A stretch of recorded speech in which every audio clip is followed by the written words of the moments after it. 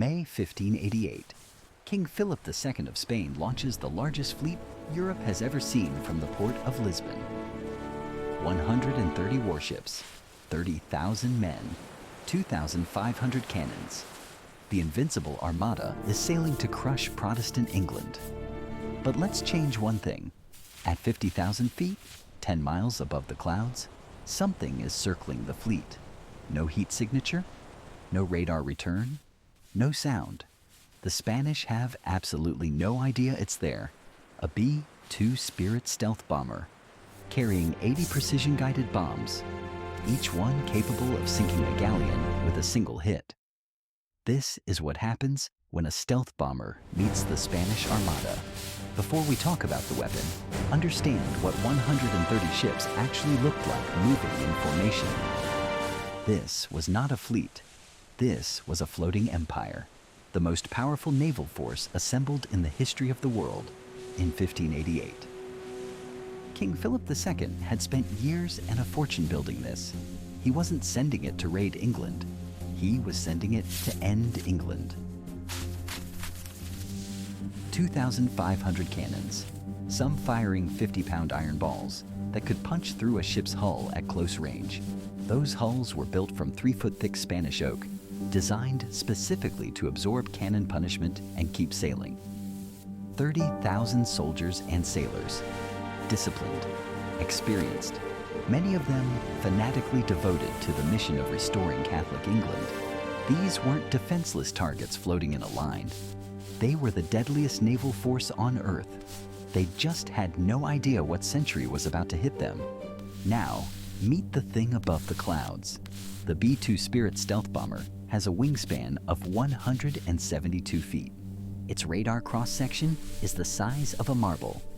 To any detection system available in 1588, which is to say human eyes, it is completely invisible. It carries 80 JDA, EMS Joint Direct Attack munitions. 500-pound GPS-guided bombs accurate to within 3 meters from 10 miles up. Its range is 6,000 miles without refueling. The cost of a single B-2, $2.1 billion, more than King Philip II's entire annual treasury for the Spanish Empire. Here is the detail that matters most. No ship in 1588 can fire a weapon higher than 200 feet into the air. The B-2 is flying at 50,000 feet. The Armada cannot touch it, cannot see it, cannot hear it, cannot know it exists. The scenario: English Channel, July 1588. The Armada is in full crescent formation advancing toward England. The B-2 has a full payload of 80 JDAMs. No resupply, no refueling, no backup aircraft waiting anywhere. One objective: stop the invasion before a single Spanish soldier sets foot on English soil. The B-2 pilot checks his targeting screen. 130 contacts spread across the channel in tight formation below. He selects the flagships first, the largest galleons, the command ships carrying the Armada's leadership and heaviest guns. The first JDAM releases. From 10 miles up, it falls for 38 seconds before it hits. A 500-pound bomb hitting a wooden galleon is not a battle, it is a detonation. The ship simply ceases to exist. The Armada sees it happen. A flagship, gone. No cannonball, no fire ship, no enemy vessel anywhere on the horizon. Just an explosion from within.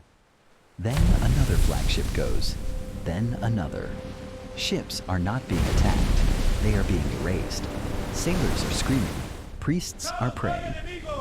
Every framework they have for understanding naval warfare is useless right now. There is no word in 1588 for what is happening.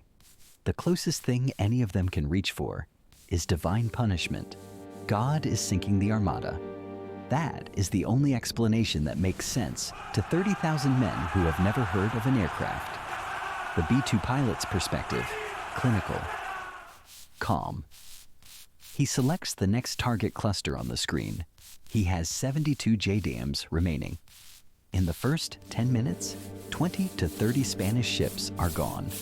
The Armada's crescent formation is already broken. But here is where it gets interesting.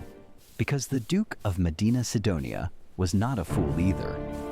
The Armada's commander had survived storms that sank lesser fleets. He had held this formation together across thousands of miles of open ocean.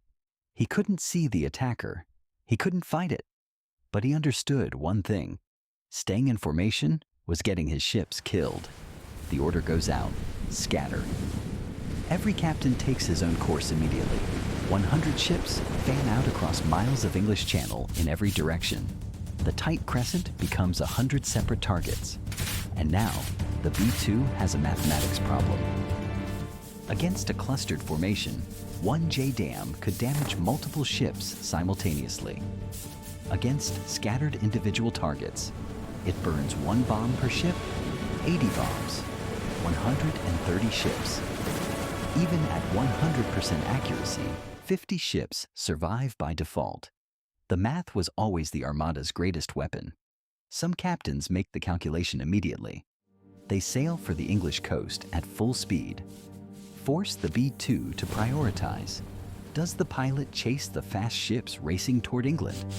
Or pick off the scattered ones regrouping behind him? But the counter is ticking down. 60 bombs, 40 bombs, 20 bombs. The Armada is still out there.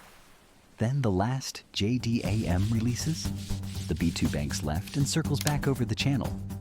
80 bombs dropped, 80 hits. The accuracy is perfect. And approximately 50 Spanish ships are still sailing. The military term for this moment is Winchester. Out of ammunition, the B-2 is now a $2.1 billion glider with no weapons. It circles overhead and watches. 10,000 Spanish soldiers are still on those surviving ships, still heading toward England, still an invasion. Now assess the damage honestly. The B-2 destroyed the Armada's entire command structure. Every flagship, every admiral, gone. It eliminated the heaviest cannons, the largest troop transports, the most experienced captains. What remains is the weakened half of a fleet. The surviving Armada is disorganized, demoralized, leaderless. Many crews have just watched 30 ships disappear in front of them with no explanation, but they are still sailing, and 10,000 soldiers landing on English soil is still an invasion. Here is the real verdict. The B-2 wins the battle. The Armada might still win the war. The B-2 delivered the single most devastating naval attack in the history of warfare. Nothing comes close, not even close. But stopping an invasion requires sinking every ship, and 80 bombs are not enough for 130 targets. The math doesn't lie. The real Spanish Armada was ultimately defeated not by superior firepower, but by English fire ships and a catastrophic storm off Scotland. The lesson is the same as last time, and it's worth repeating. Even God-tier technology has a magazine. When the magazine is empty, the war continues. The Armada's greatest weapon was never its cannons. It was never its oak hulls or its crescent formation. Its greatest weapon was its numbers. And numbers don't care about technology. Numbers just keep coming. The B-2 Spirit is the most expensive, most advanced, most lethal aircraft ever built. And the Spanish Armada survives it through sheer arithmetic. Not by fighting back, not by outsmarting the pilot, just by being too many ships for 80 bombs to finish. History has a way of doing that. The most powerful weapon in the room doesn't always decide who reaches the shore. But what happens when we send something with unlimited ammunition? Something that never runs out of ways to kill? Next time, a modern attack helicopter versus the Mongol horde. One gunship. Hundreds of thousands of horsemen. No place to hide on the steppe? Subscribe so you don't miss it.